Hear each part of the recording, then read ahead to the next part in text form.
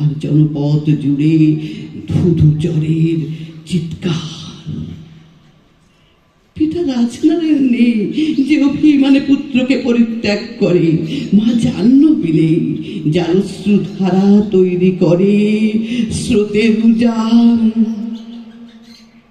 এই স্থির অপ্রতিরোধ্য গ্রাস আর শূন্যতার সমূহ শাসন, কপোতাক্ষের কালো চোখে চিতার চিহ্ন। ব্রহ্মপুত্রের বুকে উপুর করা নিস্তব্ধ নৌকা, ধর্ষিতা গর্ভবতীর আত্মহুতি, তাঁর গুলদস্যুদের হাতে মল্লারদের কর্তৃত শিষ্ণমূল। কোনো নারী নেই যার গর্ভে কোনো সন্তানের নাম কপোতাক্ষ হবে, যোগ্য যুবা নেই যার বীর্যধারা জন্ম দেবে ব্রহ্মপুত্র।